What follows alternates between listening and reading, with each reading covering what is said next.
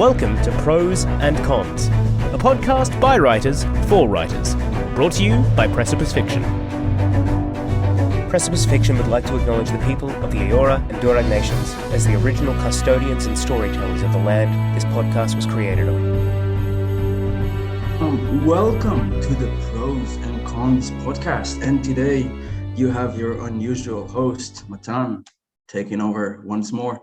And I have two extremely talented people sitting metaphorically in front of me. Burnham. Hello. Good morning. Well, good afternoon. And the one and only James. Hello. How are you on this lovely morning here in Israel, which is an afternoon in Australia? An afternoon, yes. No, for those playing at home several months behind, we're recording this the day after the Australian election. So we're ushering in a new government. So everyone's a little bit buzzed and happy. Just for any occasional time travelers, what year? 2022. Okay, just in case you're not sure when you stepped out of the portal. We have got a great episode for you. We're going to discuss something super important. I know I say that every time, but we're going to discuss character flaws, why they're necessary, what is even a character flaw, and why it is a good thing to have as many as you can in your novel. I'm going to start by straight up asking my colleagues here, Ali and James, how do you see a character flaw? What is even a character flaw to you? And most importantly, why do you think it's necessary? Broad question, Matan. Very broad. So I went away and had to think about this because you're a lovely host who shoots through topics ahead of time. What does it add to a story to give your characters flaws? And I was kind of thinking about the difference between a flawed hero and a flawed villain, and how that kind of they mean two different things to me. So to give a villain flaws, in a sense, humanizes them. That is the reason why you would give a villain flaws. Thinking of flaws differently as to just bad traits, because if they're just bad traits, the universe isn't punishing them. They're not necessarily flaws that are making their life hard for themselves. It's just how they are. It's almost like the universe, the lens of your world needs to have a bit of a judgment value in how it's viewing them. So a flaw is making their life hard, and the plot is almost punishing them for having this flaw. Otherwise, if they're just being a dick, the universe is letting them get away with this bad character trait, it's not necessarily a flaw, is it? And similar for a hero, for me, almost a flaw then needs to be a plot driver, is the most useful way I distilled it to myself, because I'm like, a character flaw is going to get them into trouble. I really like how you have these, you looked at it on both sides of the coin. You say a flaw is not the same for the protagonist as it is for the villain. You see, for me, for the protagonist, it is almost the obstacle on the way to what the protagonist wants to have. Mm-hmm. The protagonist wants to cure their sick mother. Maybe the flaw is that they just can't tell a lie, and they really need to tell a lie to get the medicine, and they just cannot do it for some reason, and it keeps getting them into troubles. While for the villain, if we're guessing that his ambition is to take over Camelot, maybe the flaw is that he likes to feed orphans, and that is getting in the way of his taking over. Not maybe the best example, but hopefully our listeners.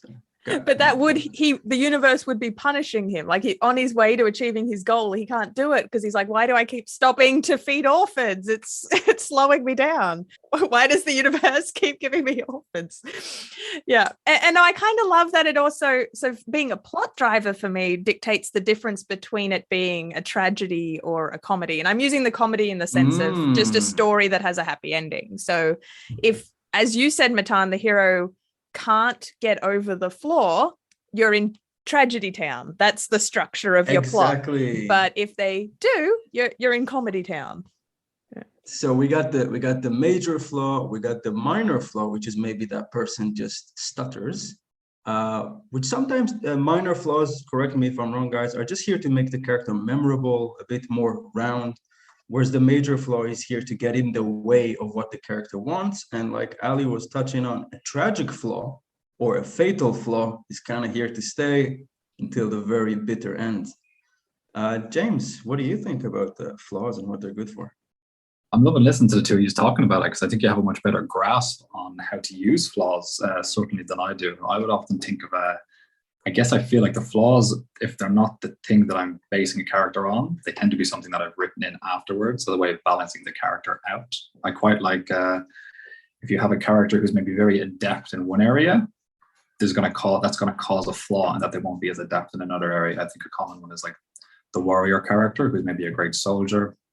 He falls down when he has to maybe come and socialize with other characters in some way, or maybe he's not very good at convincing people to do what he wants, and that's why he's become such a good warrior character and things like this. I also love if the flaw is, like you were saying, kind of central to who the character is, if it is something that is driving them into the plot. If the reason for why the character has gotten involved in what's going on, or why they've chosen to get involved in what's going on, is actually because of some failing in them, or because of some slightly immoral thing that they want, that they're kind of trying to do the moral thing in order to really get this on the side. Now I find that very engaging, very interesting. If I'm allowed to expand on that, Matan, it reminds me of a really what James is saying about the idea that if you've made a character really competent in one area, in the redrafting is your opportunity to go back and make them not as good at something else.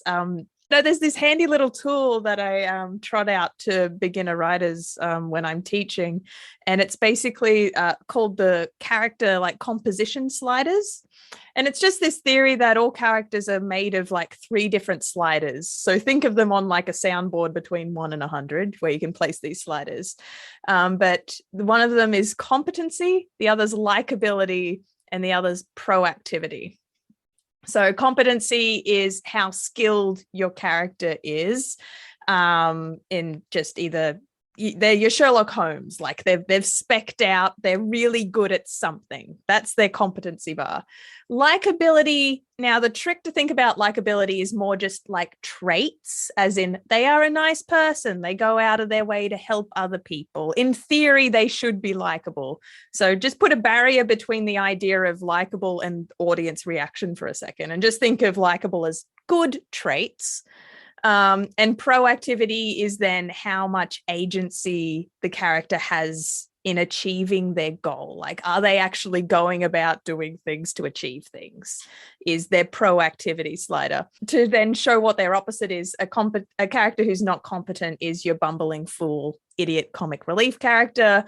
Your unlikable character is, now you're in villain territory. They say mean things. They're morally grey. They make other people feel bad. If you met them on the street, you wouldn't like them. They're an asshole.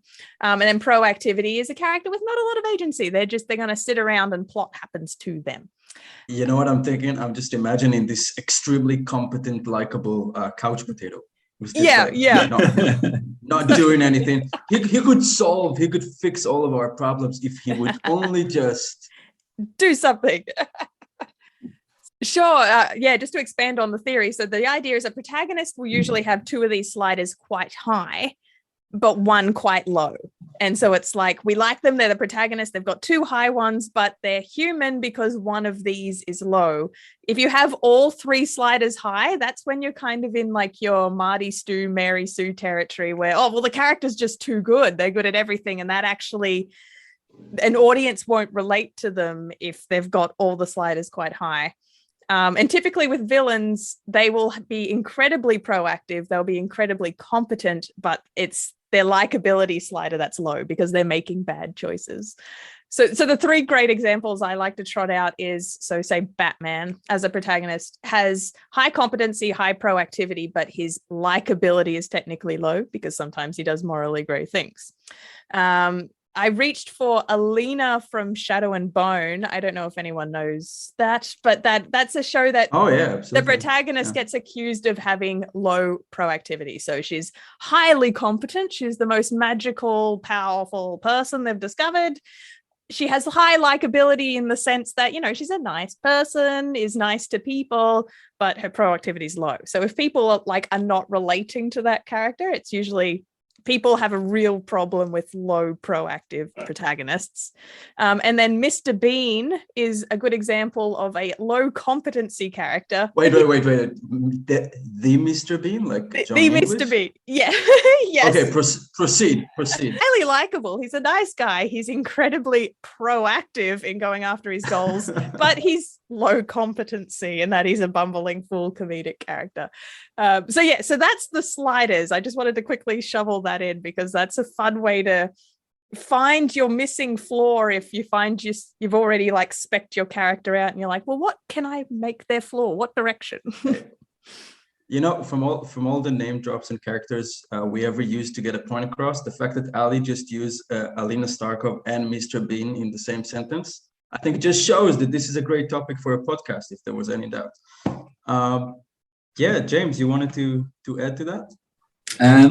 Probably something that we might circle back on, but just that example of really competent, really likable, but at low productivity is often a character that has perhaps the flaw of maybe being too old for being able to take part in the action of the story. The kind of common examples are like mentors, but I really like that. I really like that character maybe has a ton of knowledge, but they can no longer use it because maybe they're past the point where they can. So their proactivity isn't very good, but they can assist other characters that way. I think the mentor is a great archetype because it really shows you this super competent, sometimes not very likable, just person that's kind of done with the world. They're not interested anymore. We've seen these old wizards in the little huts just drinking strange moonshine. They're not interested in the Dark Lord and that kind of stuff. On the opposite end of the spectrum, a very common archetype is the young hero who is likable, does want to do stuff, is just not very good yet. And it's kind of interesting for us to see them overcome that, we'll call it the lack of competency, and become better. But if we're going back to flaws that are more akin to what Alice said about the universe punishing you for a flaw that you have, can you think about heroes or protagonists, not necessarily heroes, that had these flaws that you felt like punished them, just kept getting in their way, or ultimately led to them not managing their goal? Just off the top of my head, the Count of Monte Cristo, the guy, Edmond Dantes, his his big flaw is that he's just consumed by vengeance. And as the story progresses, you think to yourself, okay, if he doesn't let go of this, there's no happy ending here. Now, in the movie version, he does kind of get over the vengeance things. It's like, okay, I'm not going to shoot the guy who stole my wife and ruined my life. And then he heads to shoot him anyway, but that was a bit of a cop-out. But the point is, he didn't want to shoot the guy, okay? He was going to let him go. The classic, Green Goblin sends the glider at Spider-Man and gets stabbed. That kind of moment. What do you think about these flaws with our protagonists that are kind of getting in the way? They're my favorite. So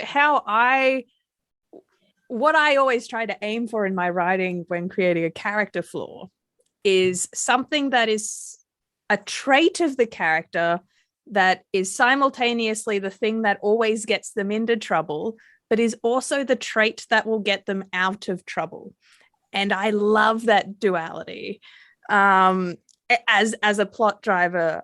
So for example, I'm watching, his name is Thomas Shelby from Peaky Blinders. Oh, Shelby. Great. I'm just like, if I work backwards, I'll get it. Thomas Shelby from Peaky Blinders so all of his kind of flaws are the things that'll set the plot in motion at the start of each season.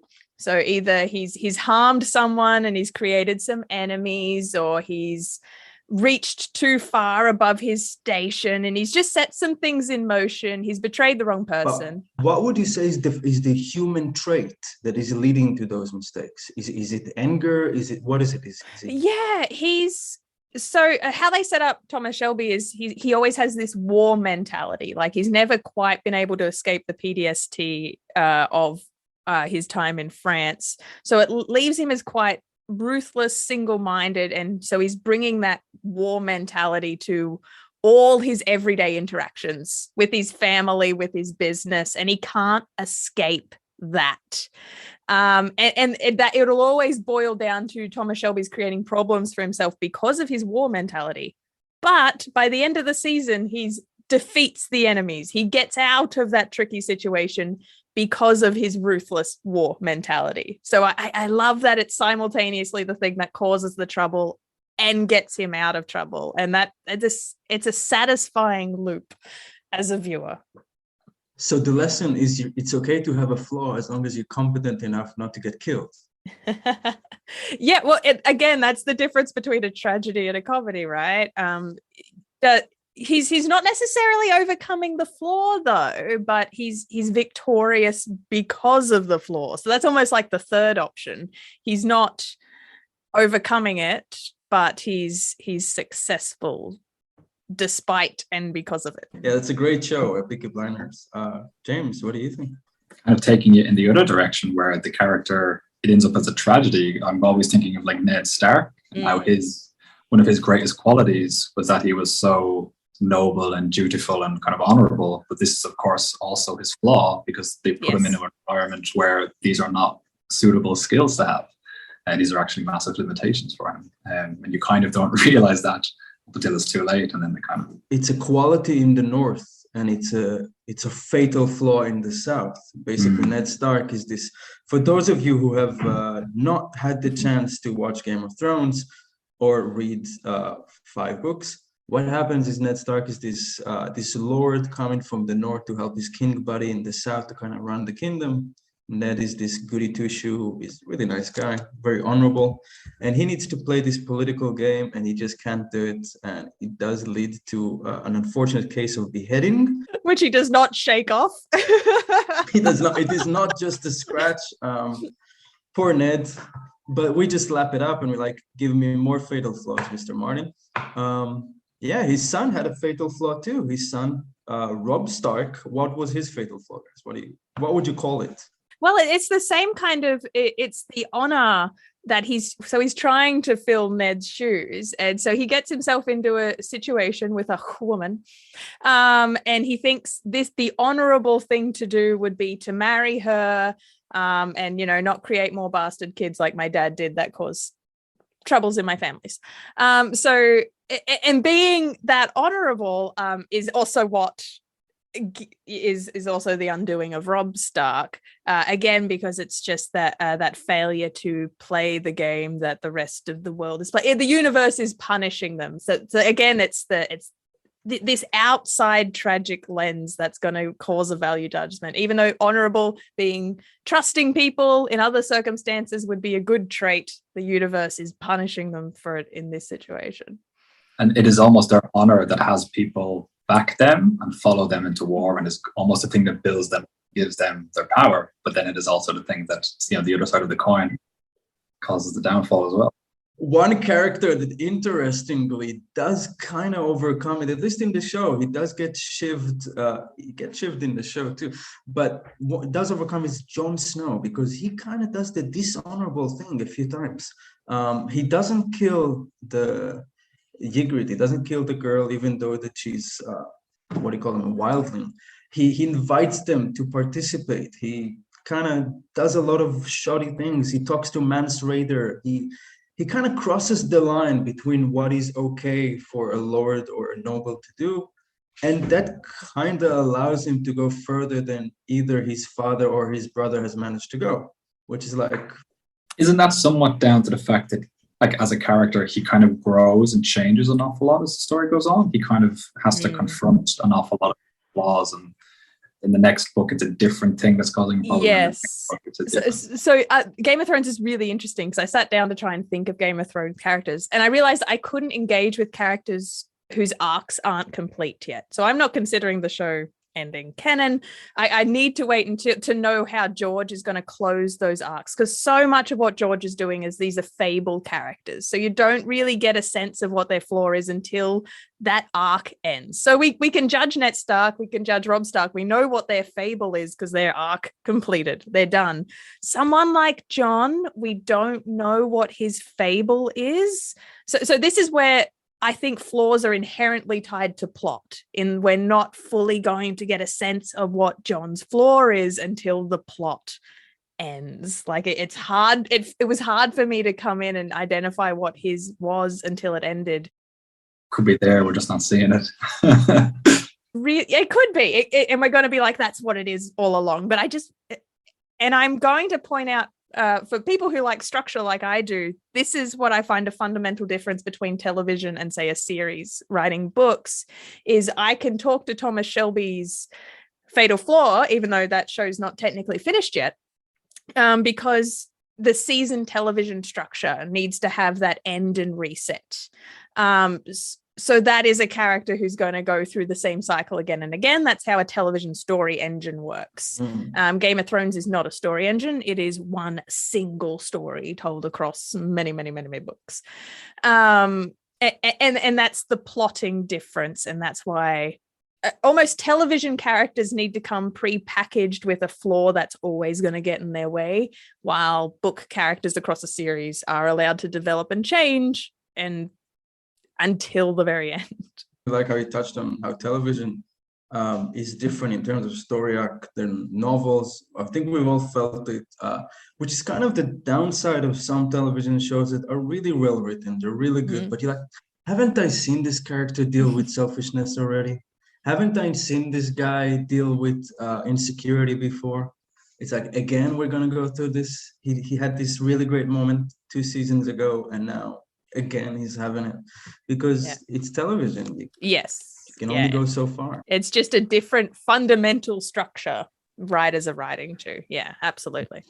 Game of Thrones made me think of it. So when I was sitting down brainstorming, trying to think of characters who, you know, we admire because they have great flaws and they're great examples of flaws, I really had to rack my brain for female characters. And I kind of had a moment of like introspection, stepping back and being like, why is that? And I don't know, I don't have the answers. I think it's a bit of a chicken and egg thing about like either, I don't know, history, writing characters we've had more opportunities for more complex male characters, or if there's just a fundamental, like it's less accepting of flaws in female characters, or if complexity is more celebrated in male characters. I don't know. I just wanted to step away and be like, look, it was interesting that I really had to rack my brain to think of female character examples. Antigone jumps to mind as a character with a flaw, but speaking of tragic flaws. Outside of your big Shakespeare tragedies, yeah. Yeah. You know, it's interesting. I wonder why is that? And I'm sure that if we sit down here, we can come up with a few. Well, how about the Way of Kings? Okay. What do you make of Shallan, right? Yeah, like this isn't to say that female characters don't have flaws, but it was more just like the big tentpole characters we were going to organically reach for in this conversation. I was going to tick off how many male characters we named before we organically hit a female character, just for my own interest. It's just how it is. And I guess I've got a small axe to grind in that direction. It's why I don't know if I've successfully done it yet, but in Majesty, I am trying to write an incredibly flawed, maybe not very likable main female character, and just trying to solve that. Like, I just want to explore that space. I find it very interesting. Well, no spoilers, but your work in progress novel does have quite a few great female characters. One that I'm somewhat having a toxic relationship with, that I love her, and she's probably going to break my heart. Stay away from that one, guys. You'll know her when you read her. Which character is this? You know which one. You know which one. That starts with an L, ends with a knife in your gut. You know. There were a couple, so I'm like, okay, that one, fantastic. If we already went into our writing, I was gonna ask you 2 questions. Please answer in no particular order. What is your pet peeve? What character flaws you kind of make you cringe, either reading or writing them? Sometimes maybe you write them without noticing, like maybe the guy who's just too honest for his own good, or the girl who just likes everybody a little too much and cannot stop making cookies for people, even though she needs to study for her exam. On the other hand, tell me the ones you really like writing. Maybe you really like writing the alcoholic or the grumpy mentor, or just the guy who kicks puppies when he's walking around. I'm not going to judge you for anything you say here. Our listeners might. I had a really tough time coming up with flaws that I don't like seeing. And I was trying to think of that because if I come across something where I feel like maybe the characters aren't well written, do I kind of stop engaging with it? Or do I just see flaws as just things that just make for a more and more complex character? So I just get suckered in no matter what it is. But one thing that I did come across was because I think it's very poorly written, is often mental health issues are often very kind of hammed up in a lot of works, sometimes in books and then sometimes in TV as well. I feel like they're often inconsistent with like how the mental health issue can often be, and sometimes used as a justification for erratic behavior and stuff like that. Can you come up with an example that you liked?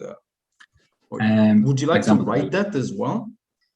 I do dabble in it, but I feel like it requires like a tremendous amount of research, and then you kind of want to be conscious of the situation you're putting the character in. I write an awful lot of post-apocalyptic stuff, so I try to kind of almost bear in mind that the characters would be quite damaged from having survived. So I tend to write a little bit of PTSD into my characters, but it is a matter of trying to get the research right and trying to figure out, is this something that needs to be consistent within the character? And you can't just have, well, in this chapter, I'm going to have their PTSD be a part of them, and then in this chapter, I need them to perform along these lines. So the PTSD is going to be toned down. You kind of need it to be pretty persistent and really tied into like who the character is.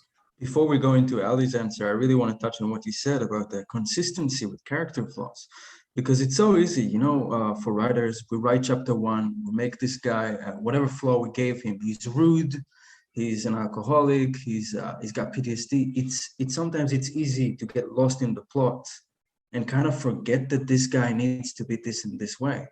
And it's really important, I think, to kind of preserve the way this character is built and make sure all his or her interactions kind of remain true and loyal to that flaw and not just let it slide away. Because I think if I write a character long enough, it starts to sound like me. Eventually the dialogue is going to sound like me. The actions are going to be like me. And I kind of have to, fish them back to where they're supposed to be, which is not me, because nobody wants to read about a book about me talking to myself. But yeah, that's just about consistency. Thank you, James. Ali, what do you got for us?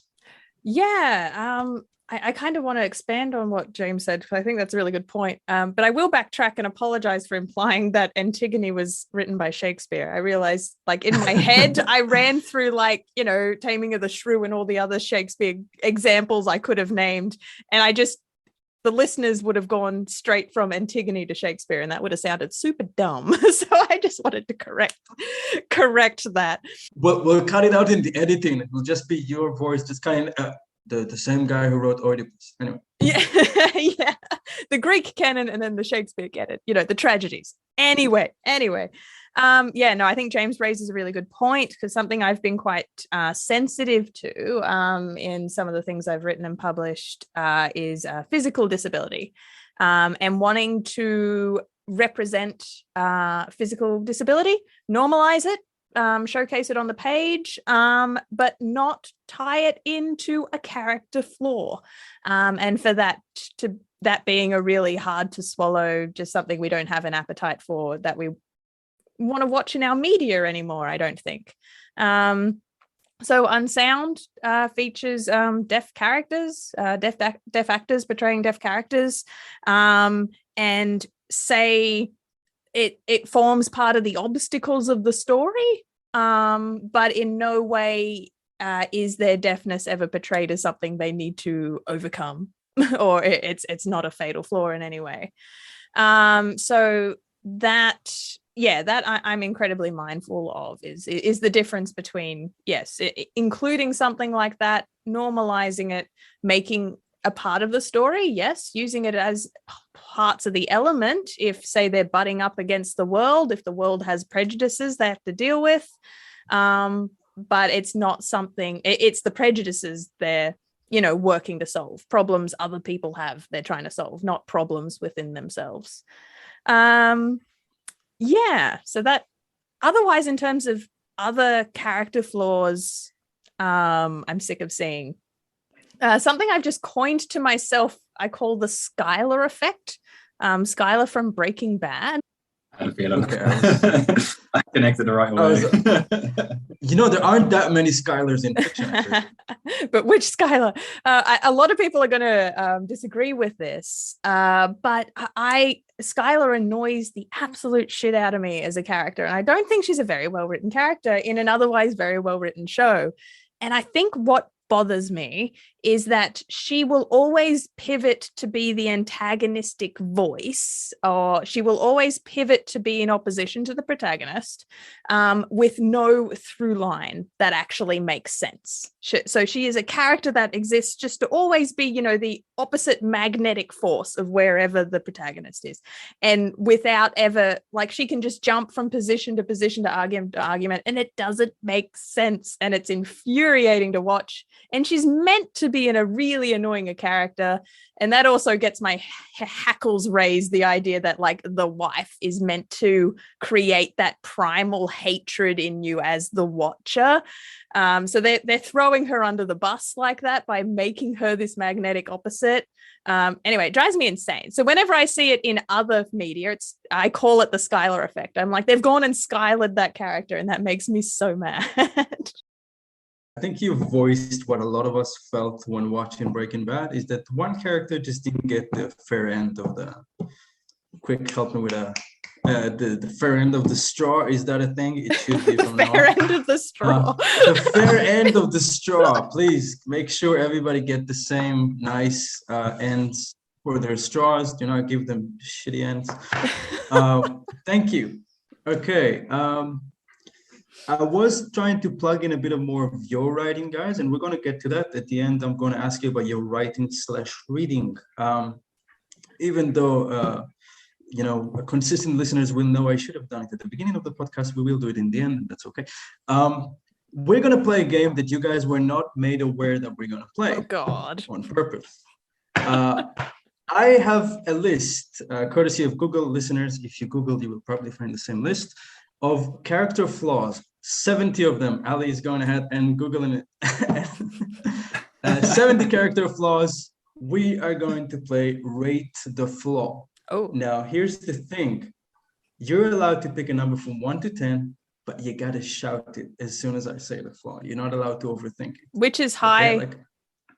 10 is amazing. 10 is good. The okay, OG flaw. 10 is it's a good flaw. Okay. 10 is feeding orphans for a villain. Is it that? 1 is I don't know. You'll tell me what a 1 is. Okay. Okay. Are we so rating these in terms of whether they're flaws or whether they're positive traits? They're or rating these in flaws terms for of how much we like them? Context. How about we just rate them good writing flaws? Good writing flaws. Okay. All right.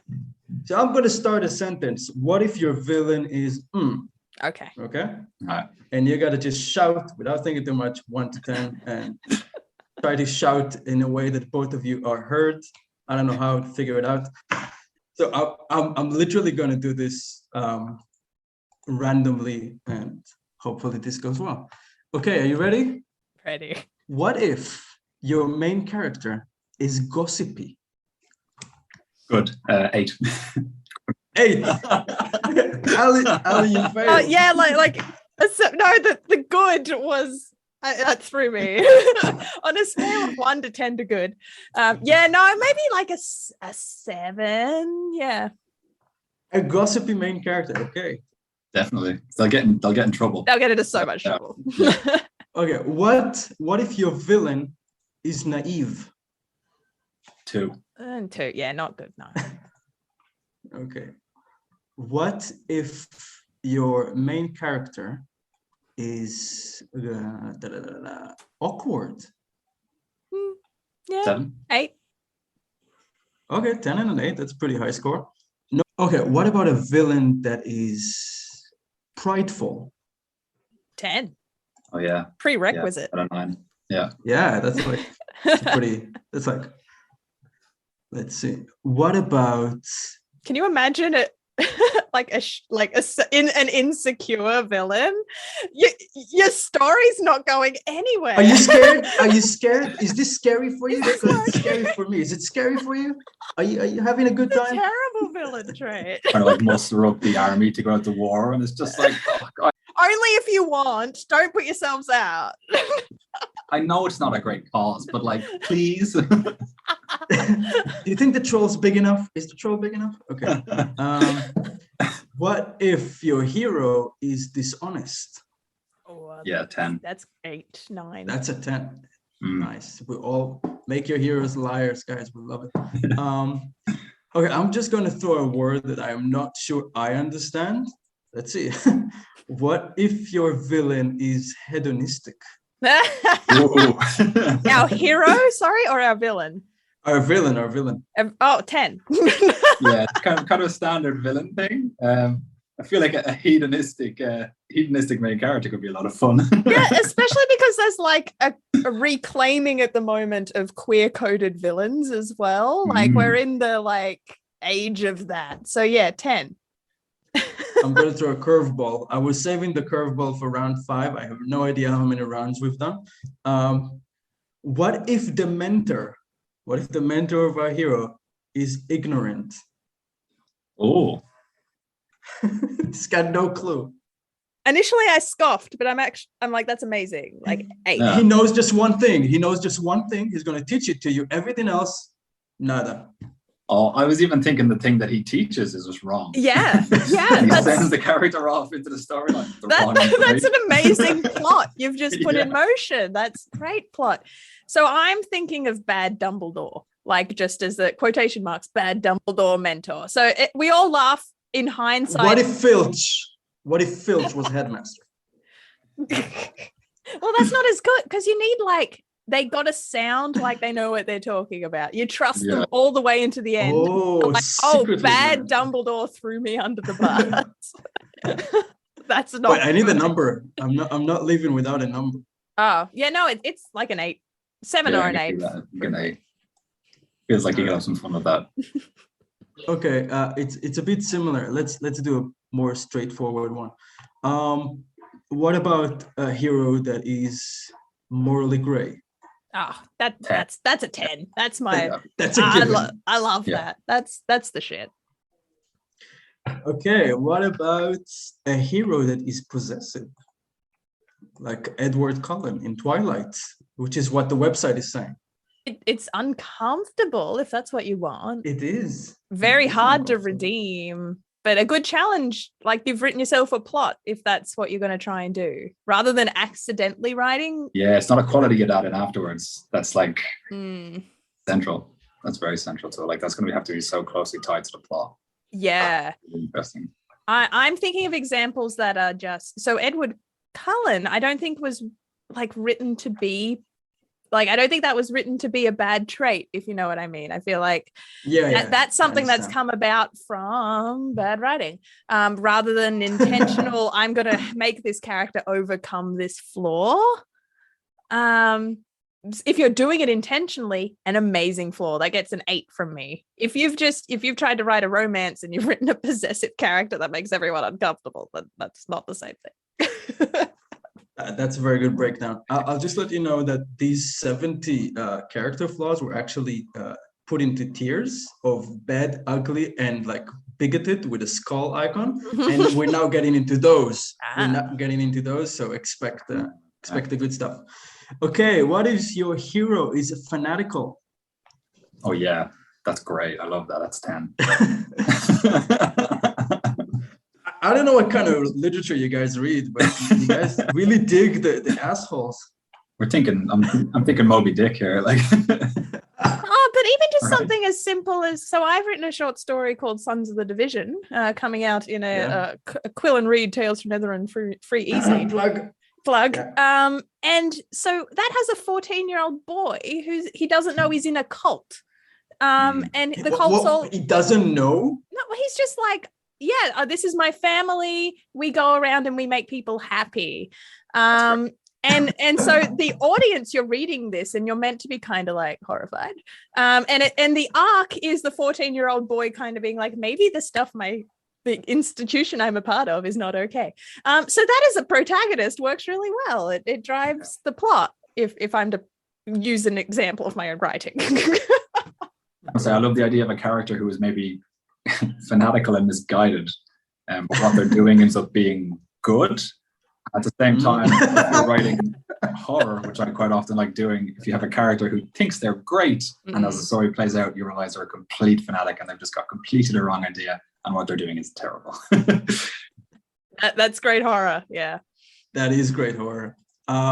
I'll just say, I wonder if I should have had a list of good traits for the villains. Like, what if the villain is a really nice guy? Also amazing, 10. Let's go with this. What if your mentor is paranoid? Oh, that's good. Yeah. 11. Yeah. Okay, we got 2 more, and I don't wanna attack someone, but I feel like Ellie, I think your book is full of those. What if your main character is self-destructive? Not a personal attack, okay?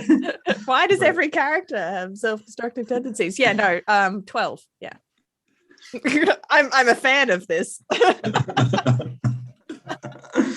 Yeah, I like that. I give that a What 10. about you?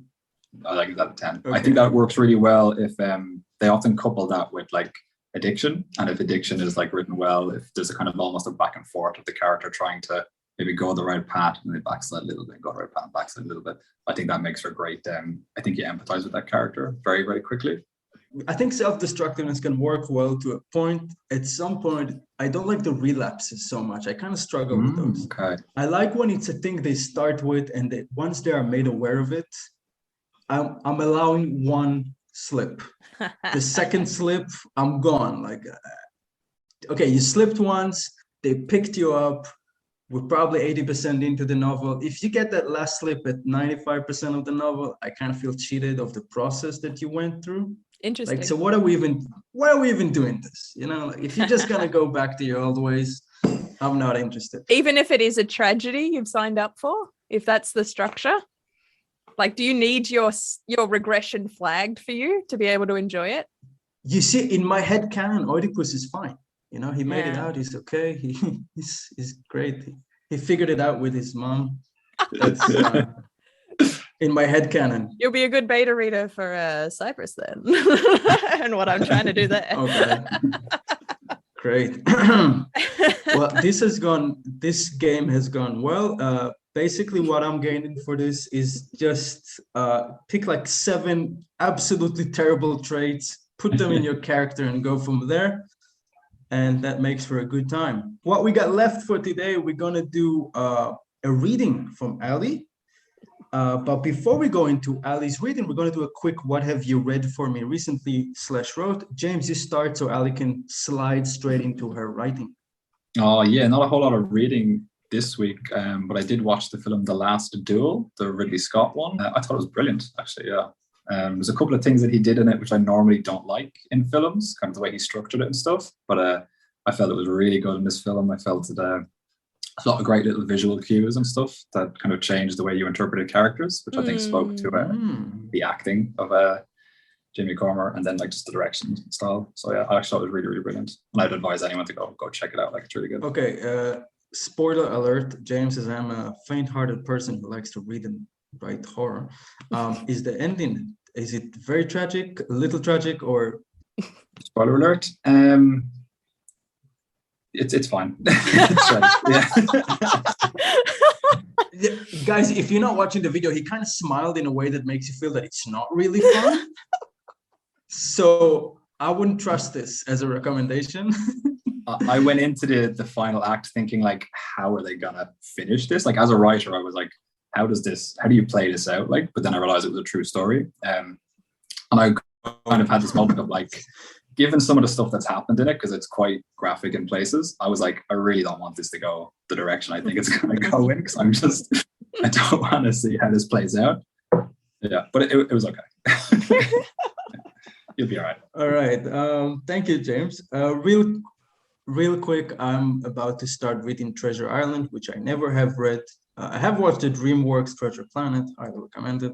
But yeah, I'm gonna go into it. It's one of those classics that I just want to catch up on. Reading or audiobook? Reading. Should I already have the physical copy. Was that a mistake, Ali? No, just fun fact. My partner's done an audiobook reading of Treasure Island. So I'm like, if you put your headphones in and suddenly got Nathan, like that was going to be a moment for you. That is such a good plug. I mean, it's not even a plug. It's just a great thing to. Yeah, to he's add not to the going to get conversation. extra royalties for it. I mean, he's already done it. So. So guys, if you haven't read Treasure Island, please get the audiobook version. Please get it in Australia. And if you hear someone with an American accent, you got the wrong one. Great.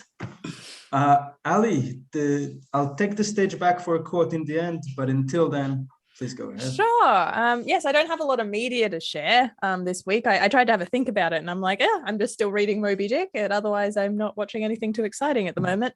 But in lieu of that, I've been doing a lot of writing. I'm working on a couple of different things at the moment, and I am perpetually editing Cypress forever.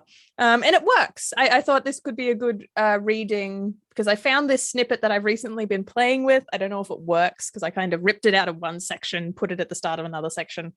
Anyway, it's in progress. But it basically does a little job of wrapping up my main character and his flaws and all his nonsense and all the things that yeah, that hopefully readers enjoy about what Cypress can do. So, Van Diemen's Land, August 1829. Canvas was found for Jack Molderman's body.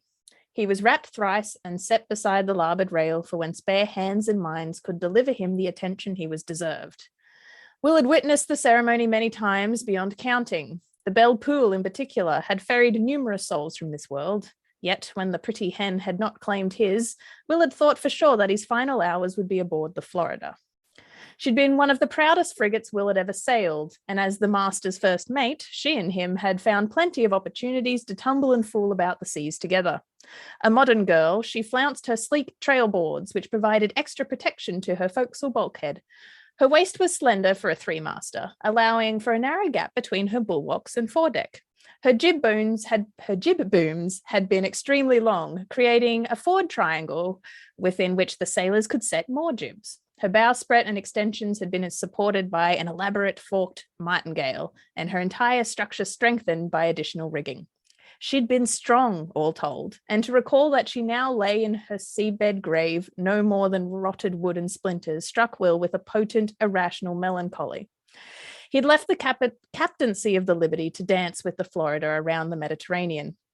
To him, she had promised the riches of more exotic cargo, as well as new lands and unexplored harbours. He'd wanted more from life, and she'd provided. For 2 years, they'd been together, and she'd sated his needs and pushed their voyages just that little bit further, to take on that extra load, to reach the furthest port. He'd sailed closer and closer to the setting sun, his wings burning. And then the bitch had sunk.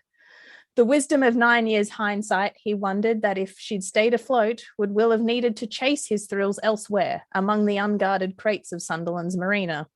Would he be entrusting his eternal soul to the Cypress here and now, just as Jack Molderman had done? Survive, William. That's my little reading. Wow. Yeah. That was the most electric descriptions of a relationship between a man and a boat. When you say go the furthest port, my mind went completely elsewhere. I had to keep reminding myself, this is a boat, this is not a woman, this is a boat, this is not a woman. Which just great stuff. For extra context, so much of this book is this character's like love affairs, and that he does cheat on his wife and things like that. So those layers are intentional, that your mind goes in those directions. Yeah. That's beautiful. Thank you for that. We're just gonna say it was really nice to host and have you guys and talk to you about the worst in humankind. We're gonna say goodbye with a quote by a person who knew a little bit about character flaws, Ernest Hemingway. And this is what he says. He says, a writer should create living people. People, not characters. A character is a caricature. And with that, we are going to say goodbye. Thank you for listening and have a beautiful week. This was the Prose Cons podcast. Bye-bye. Bye-bye. You're listening to Pros and Cons, the Precipice Fiction podcast.